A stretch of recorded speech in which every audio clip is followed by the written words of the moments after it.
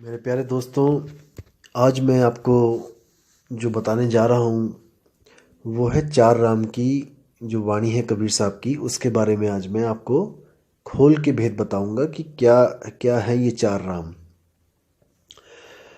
और उससे पहले मैं आपको बता दूं कि मुझे काफ़ी ईमेल्स आ रही हैं जो सुन से कैसे ये दुनिया प्रकट होती है और सुन कैसे प्रकट होता है, ये कौन सी भूल है जिससे ये सुन बन गया। ये सब मैं आपको ज़रूर बताऊंगा दोस्तों, हर एक चीज़ क्लियर करूंगा। लेकिन अभी वो समय नहीं आया है, मैं बहुत जल्दी आपको बताऊंगा, आप पूरा विश्वास रखिए। लेकिन अभी क्या है कि अभी कुछ स्वयंभू जो संत महात्मा बने हुए हैं, अभी उनसे सवाल जवाब पूछे जा रहे हैं। कई लोगों ने मुझे मेल करी है कि हम अपने गुरु से सवाल कर रहे हैं और वो गुरु इसका जवाब देने में असमर्थ है।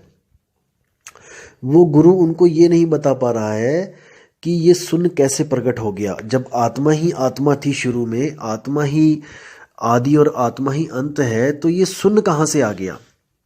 आत्मा से ये कैसे भूल हो गई कि उसने सुन पैदा कर दिया और सुन से आगे चेतनाओं का तंत्र बना और फिर ये दुनिया पैदा हो गई, शरीर पैदा हो गई। ये सब भूल कैसे हुई है, इसका उनको जवाब नहीं मिल रहा है दोस्तों। और मैं चाहता हूं कि अभी वो उलझे थोड़ा सा, और अभी उनके पास जवाब नहीं है तो अभी वो बहाने बनाएंगे कि कोई ये ऑटोमेटिकली होता है या ये कोई नियम है, कानून है, ये कोई अखंड नियम है। ऐसे डायलॉग ये मारने दो इनको। अभी मैं चाहता हूँ अभी इनकी असलियत पता लगे दुनिया को कि ये किस लेवल की ये जो है इनका ज्ञान है, ताकि लोग जो भ्रमित हो चुके हैं उनकी भी आंखें खुल जाएं। जो इनके पीछे लग गए हैं गलती से, जो भूल से इनके पीछे लग गए हैं, उनकी भी आंखें खुले, इनसे सवाल जवाब हो। मैं अभी ये चाहता हूँ, इसलिए अभी मैं इसका उत्तर नहीं दूंगा आपको, लेकिन आप यकीन रखना कि बहुत जल्दी इसका मैं उत्तर दूंगा आपको। तो आज जो कॉन्सेप्ट है वो है हमारा चार राम का। जैसे कबीर साहब की वाणी है, एक राम दशरथ का बेटा, एक राम घट घट में बैठा, एक राम का सगल पसारा, एक राम तीनों से न्यारा।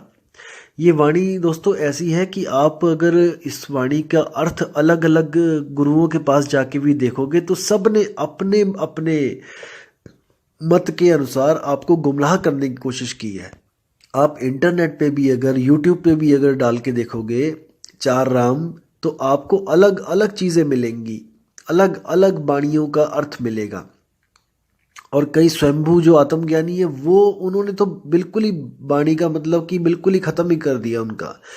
इतना मनमुखी, इतना मनगढ़ंत जो अर्थ किया है कि लहरा बदना पंजाबी में कहते हैं कि भगवान ही रखवाला है उनका। तो कि वो क्या कर रहे हैं समाज के साथ, भक्तों के साथ क्या कर रहे हैं।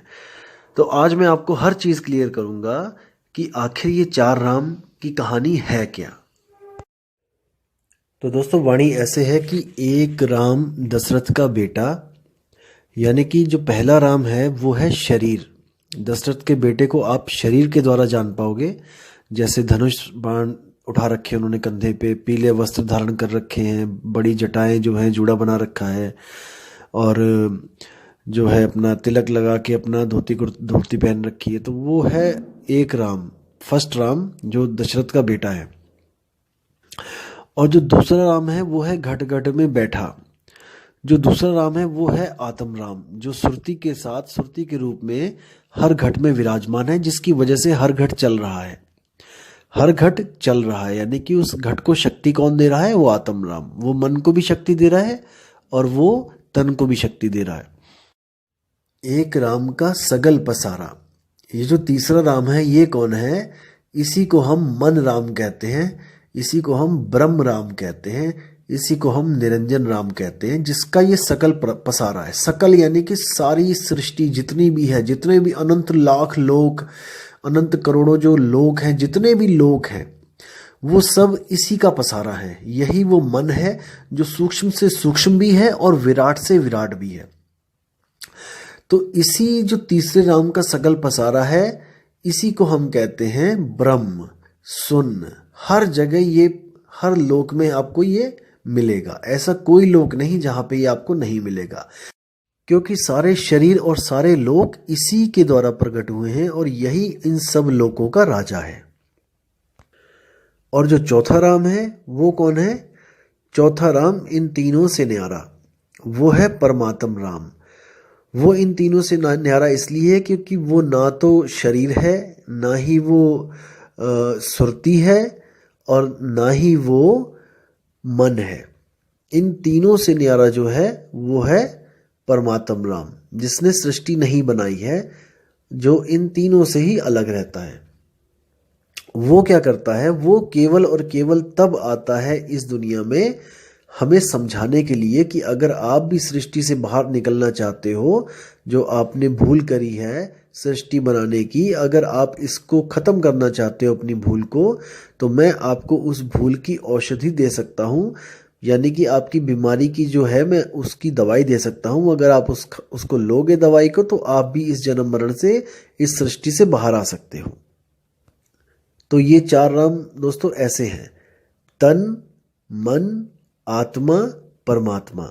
ये हैं वो 4 राम, और सारे के सारे जितने भी राम हैं वो इसी में आ जाते हैं। तन राम, मन राम, आत्म राम, परमात्म राम। और दोस्तों आपको भ्रमित करने के लिए कुछ लोग ऐसा भी बोल देते हैं कि चौथा राम के आगे 5वां राम है, छठा राम है, 7वां राम है। ऐसा बिल्कुल नहीं है दोस्तों। आपको भ्रमित करने के लिए वाणी के साथ भी खिलवाड़ कर दिया गया है। अब देखिए वाणी क्या बोलती है। आपको क्या पढ़ाया गया, क्या क्या सुनाया गया वाणी में कि 3 राम को सब जग ध्यावे, चौथे राम का मरम न पावे, चौथा छोड़ पंचम को ध्यावे, कहें कबीर सो हमको पावे। दोस्तों ये वाणी नहीं है, ये आपको गलत बताई जा रही है वाणी। वाणी है 3 देव को सब जग ध्यावे। यहाँ पे 3 देव है, ना कि 3 राम। दोस्तों यही जो वाणियों के साथ खिलवाड़ करते हैं, यही पापी लोग आपको बोलेंगे कि ये वाणियां आपको फंसाने के लिए बनाई गई हैं। दोस्तों ऐसे लोग फंसाते हैं आपको वाणियों का गलत अर्थ करके, वाणियों को तोड़ मरोड़ के। वाणी कहती है 3 देव को सब जग ध्यावे, यानी कि 3 देव कौन है, रजोगुण, सतोगुण और तमोगुण। इन 3 देव की बात कर रहे हैं कबीर साहब, 3 राम की बात नहीं कर रहे हैं। 3 देव को सब जग ध्यावे, चौथे देव का मर न पावे। चौथा देव कौन है, ये है मन राम, जिसको निरंजन कहते हैं। इन तीनों को पैदा करने वाला, यानी कि 3 गुण कहाँ से पैदा होते हैं, गुणातीत निरंजन से। ये गुणातीत निरंजन ही है जो इन तीनों गुणों से न्यारा है। तो ये जो गुणातीत निरंजन है, ये चौथा देव है। चौथा छोड़ पंचम को ध्यावे, यानी कि जो अपने आत्म स्वरूप को ध्यावे। मुझे ध्याने की जरूरत नहीं है, परमात्मा को ध्याने की जरूरत नहीं है, अपने ही आप को ध्याओ, यानी कि अपने आप को मन से अलग करके अपने असली स्वरूप को ध्याओ। आप आत्म स्वरूप हो दोस्तों। जो तीसरा देव है, जो 3 गुण है, वो आप नहीं हो। जो चौथा देव है वो आप नहीं हो। चौथा छोड़ पंचम को ध्यावे, यानी कि जो अपने स्वरूप को ध्यावे, कहे कबीर सो हमको पावे, यानी कि वो भी मेरे जैसा हो जाएगा। उसको मैं मिल जाऊंगा, मुझको वो मिल जाएगा, यानी कि हम दोनों का स्वरूप एक जैसा हो जाएगा। दोस्तों कबीर साहब हमारे पास अपनी पूजा करवाने के लिए नहीं आते हैं। मैं फिर बोल रहा हूं आपको, वो केवल और केवल हमें हमारा ही स्वरूप दिखाने के लिए आते हैं, हमें हमारा ही स्वरूप बताने के लिए आते हैं कि हम आखिर हैं कौन। जैसे आपको मैं एक छोटी सी कहानी बताता हूं, आप बहुत समझदार हैं, आप समझ जाएंगे, छोटी सी बात है। एक बार क्या होता है कि एक शेरनी गर्भवती होती है और वो शिकार के पीछे भाग रही होती है, और भागते भागते भागते एकदम छलांग मारती है, और उसका बच्चा उस छलांग के बीच में ही होके जमीन पे आ गिरता है, और वो शिकार के पीछे भागती चली जाती है, काफी दूर चली जाती है। इतने में क्या होता है, उसी रास्ते से एक गडरिया आ रहा होता है भेड़ों के साथ। तो वो देखता है कि अरे शेर का बच्चा रास्ते में पड़ा है, तो वो उठा के उसको ले चलता है, अपने साथ ले जाता है। दोस्तों वो उसको भेड़ों के साथ ही पालने लग जाता है। जैसे वो भेड़ों को डंडा मारता होता है, वैसे ही उस शेर के बच्चे को भी मारना शुरू कर देता है। अब वो शेर का बच्चा छोटा होता है, डंडे की चोट ज्यादा लगती है, तो वो भी बेचारा डर डर के जीने लग जाता है, भेड़ों के साथ घास चरने लग जाता है और गडरिये से डरने लग जाता है। दोस्तों ऐसे ही समय बीतता जाता है और वो शेर भेड़ों के साथ ही घास चरता चरता बड़ा हो जाता है, और गडरिया उसको फिर भी डंडे मारता रहता है, और वो भेड़ों की तरह डर के इधर उधर भागने लग जाता है गडरिये से। दोस्तों फिर क्या होता है, एक दिन वही उसकी माँ एक दिन आती है वापस जब जंगल में तो देखती है कि भेड़े भेड़े काफ़ी भेड़े वहाँ चर रही होती हैं, तो वो सोचती है कि शिकार किया जाए किसी एक भेड़ का। तो वो जब भेड़ों पे ताक रखती है, जब उसका ताड़ती है उनको, तो देखती है तो बीच में एक शेर भी घास चर रहा होता है। बहुत हैरान हो जाती है, बहुत परेशान हो जाती है कि बताओ, ये भेड़ों के बीच में शेर घास चल रहा है, ये तो हमारे कुल का, जिसको कहते हैं हमारी जो जात है, उसको कलंक लग गया। ये तो हमें बदनाम करवा दिया इसने, कि बताओ शेर भी भेड़ों के बीच में घास चल रहा है। तो वो बहुत ही ज़्यादा उग्र होकर दहाड़ मारकर उन पे झपट्टा मारती है। सब भेड़ें तितर बितर हो जाती हैं, गडरिया भाग जाता है और वो भेड़ों को ना पकड़ के उस शेर को दबोचती है, और शेर को दबोच के कहती है कि तू इन भेड़ों के साथ क्या कर रहा है। तो वो भी जब देखता है शेर को तो वो डर जाता है, कहता है महाराज मैं तो शेर जी, मैं तो भेड़ हूँ, मुझे बख्श दो, मुझे छोड़ दो। तो वो कहती है तू भेड़ नहीं है, तू शेर है। तो वो कहता है नहीं नहीं, मैं भेड़ हूँ, मैं तो घास खाने वाला भेड़ हूँ। वो कहती है तू ऐसे नहीं मानेगा। तो वो उसको लेके जाती है नदी के किनारे। तो उसमें वो कहती है उसको, अपनी शक्ल देख, इस पानी में अपनी शक्ल देख। तो जैसे आपको पता है कि बिल्ली हो गई, शेर हो गए, ये सब पानी पीते हुए हमेशा आंखें बंद कर लेते हैं, इसलिए इनको कभी भी अपने स्वरूप का ज्ञान नहीं हो पाता है। तो शेर जैसे ही देखता है पानी में, तो उसको शेर का चेहरा दिखाई देता है। तो वो कहता है कि शेर जी ये तो आप हो, आपका चेहरा दिखाई दे रहा है इसमें, क्योंकि उसने अपना चेहरा तो देखा नहीं होता कभी।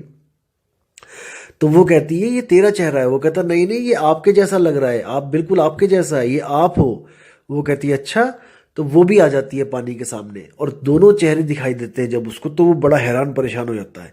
वो कहता है अरे, ये तो आप मेरे जैसे और मैं आपके जैसा दिखाई दे रहा हूँ बिल्कुल, यानी कि मैं भेड़ नहीं हूँ, मैं शेर हूँ। वो कहती है मैं यही तो तुझे समझा रही हूँ इतनी देर से कि तू भेड़ नहीं है, तू शेर है और तू घास खा रहा है, शर्म कर। तो वो कहता है और वो गडरिया, तो कहती है वो देखा नहीं मैंने दहाड़ मारी तो कैसे भाग गया।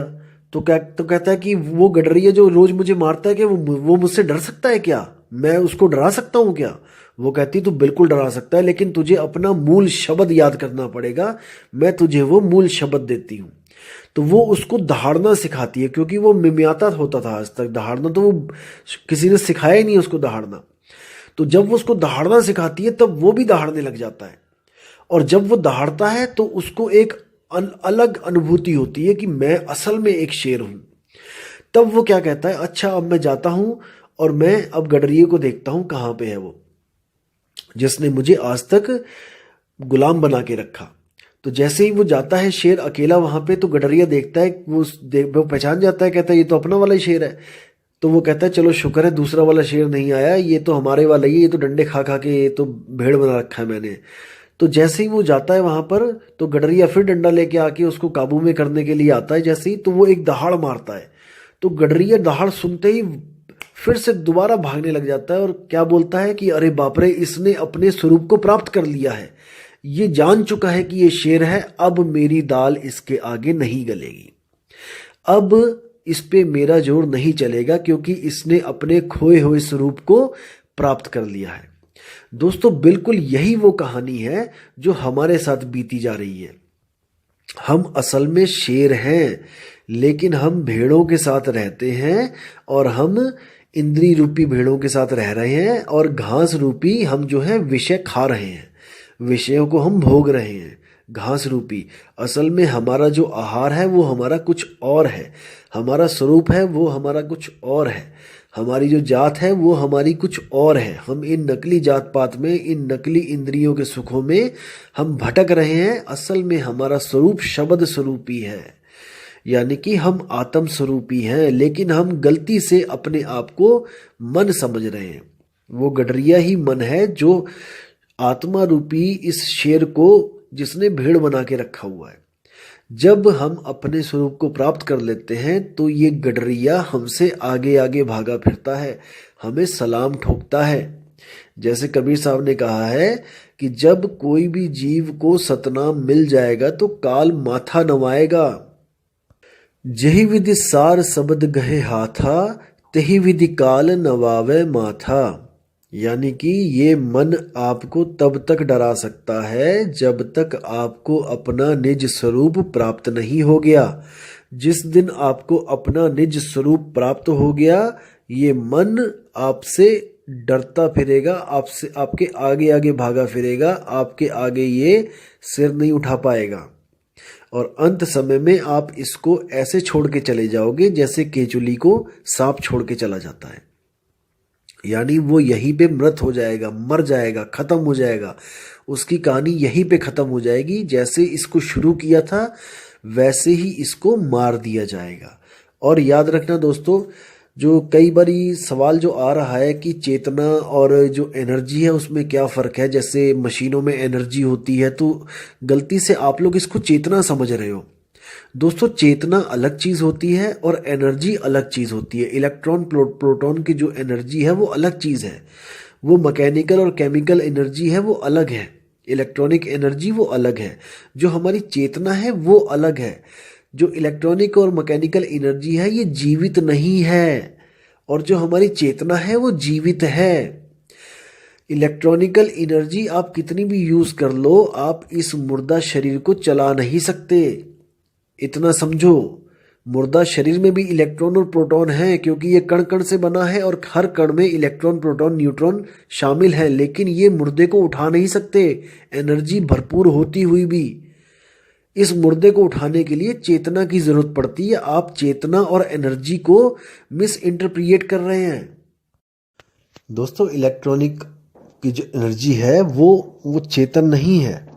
वो चेतन नहीं है। जैसे आपने मान के चलो कि गली में 4 कुत्ते हैं और आपने एक रोबोट छोड़ दिया वहाँ पे कुत्तों के बीच में, तो कुत्ते उसको जितना मर्जी काटेंगे, उसको कोई दुख नहीं होगा, दर्द नहीं होगा, और वो दोबारा अगर आप उसी गली में उस रोबोट को छोड़ोगे तो वो फिर चला जाएगा उन्हीं कुत्तों के बीच में। जबकि एक इंसान की जो चेतना होती है वो रोबोट की चेतना से बिल्कुल अलग होती है, चाहे कितने भी सेंसर क्यों ना लगे हो रोबोट में। इंसान का क्या है, इंसान में जो चेतना होती है, जो आत्मा की वजह से है, वो उसको अगर उसको पता लग जाए कि इस गली में 4 कुत्ते हैं, जाके जैसे एक बार कुत्तों ने काट लिया उसको, तो दूसरी बार उसकी हिम्मत नहीं पड़ेगी वहां जाने की। ये होती है चेतना, यानी कि चेत जाना। एक मशीन नहीं चेत सकती है, ये इंसान चेतता है। इंसान की जो चेतना होती है वो इससे खबरदार करती है, और जिस गली में उसके साथ ऐसा हो गया होता, अगली बार वहां जाने की हिम्मत भी नहीं करती है।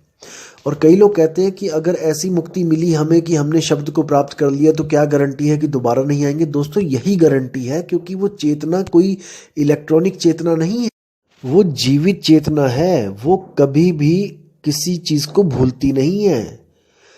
बस क्या है कि जैसे ही उसको पता लगेगा कि मैं अब यहाँ से मुक्त हो गई हूँ और मैं अब जन्म मरण से मुक्त हो चुकी हूँ, दोबारा कभी वो गलती करने की हिम्मत भी नहीं करेगी। ये उसमें खासियत है कि दूध का जला छाछ भी फूक फूक के पीता है। इसी तरह वो चेतना को भी हमेशा चेतन रहेगी कि मुझसे एक बार गलती हुई थी, मैंने अब दोबारा ये गलती कभी नहीं करनी है। एक बार तो बड़ी मुश्किल से जान छूटी है मेरी। दोस्तों, वो गलती से भी कभी दोबारा इस ब्रह्म को पैदा करने की गलती नहीं करेगी। ये लिख के ले लो, गारंटेड है। क्या कुछ नहीं कर रहे हैं हम मुक्ति के लिए, और अगर हमें मुक्ति मिल जाए तो हम दोबारा क्या इस जेल में आएंगे।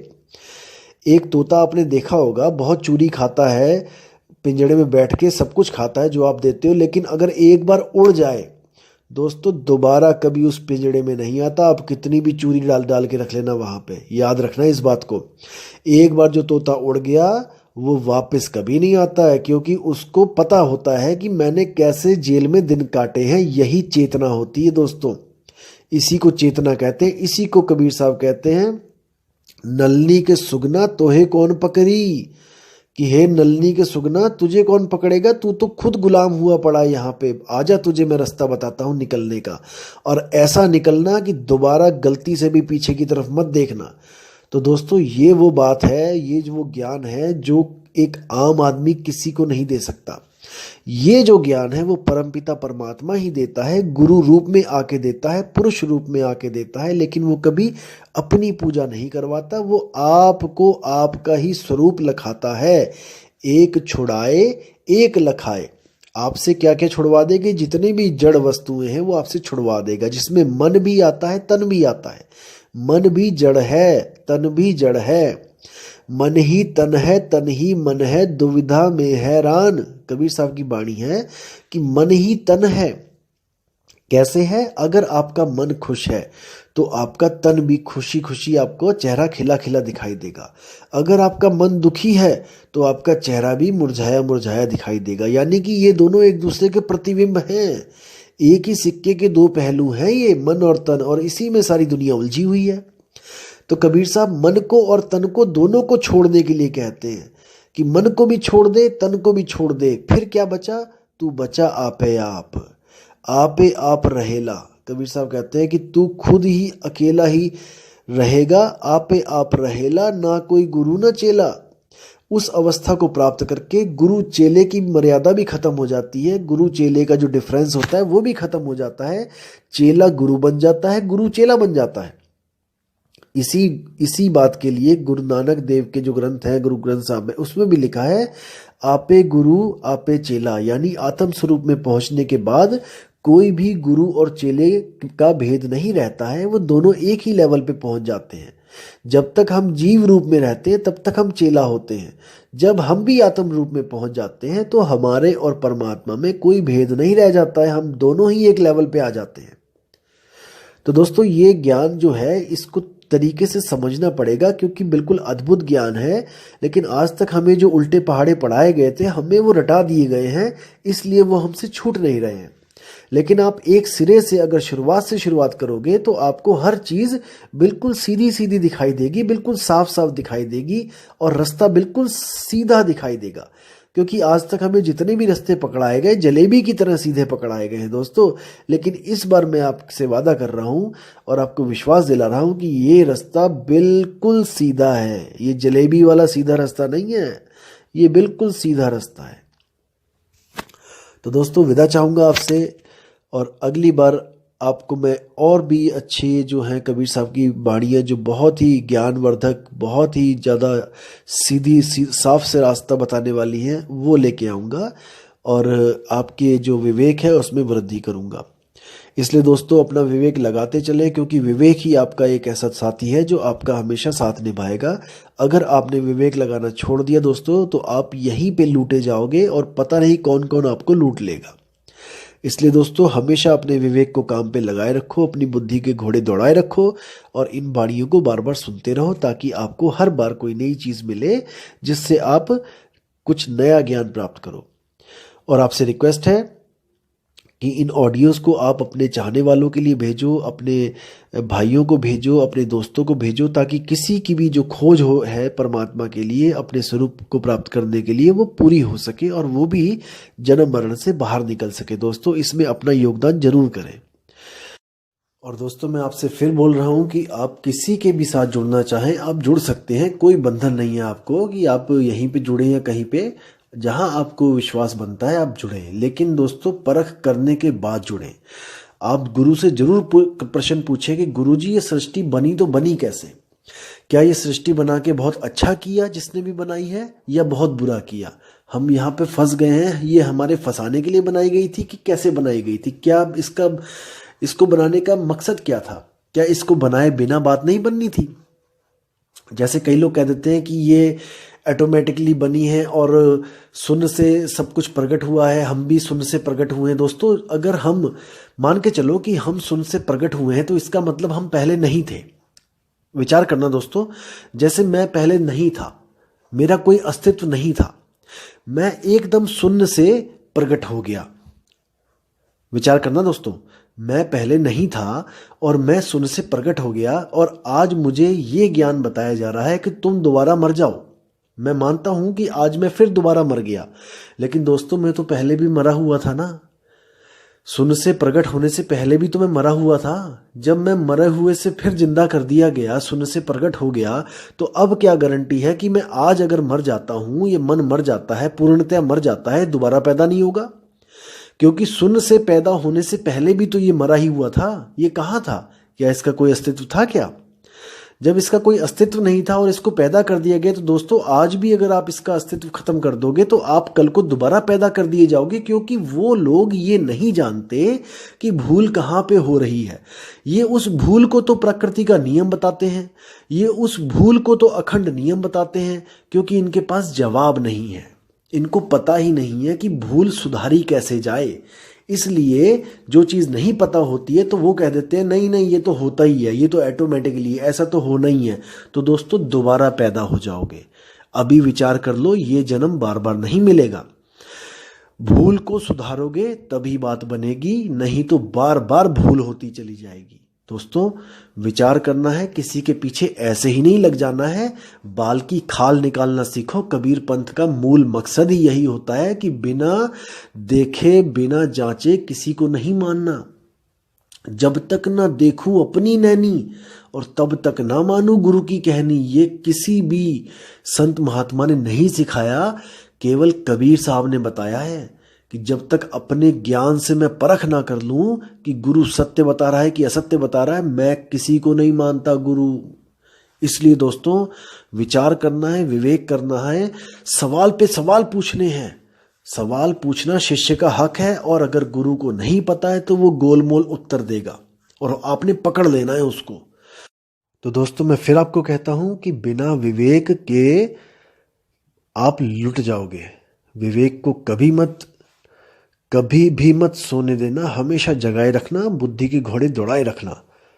तो इसी के साथ दोस्तों मैं आपसे विदा लेता हूं, और बहुत ही जल्दी आपको अगली ऑडियो के साथ में आऊँगा, जिसमें मैं सारा क्लियर करूँगा कि शरीरों के कितने गुण होते हैं और आत्मा के क्या गुण होते हैं। जैसे कई लोगों ने आजकल डायलॉग ये रट लिया है कि यहाँ पे 5 शरीर में रहोगे तो 5 गुण मिलेंगे, काम क्रोध लोभ मोह अहंकार। आगे ऊपर आत्मा में चले जाओगे तो नूरी तत्व में चले जाओगे तो 16 मिल जाएंगे, आगे चले जाओगे 64 मिल जाएंगे, आगे चले जाओगे उसके डबल बता देंगे। अरे दोस्तों ये ऐसा नहीं होता है।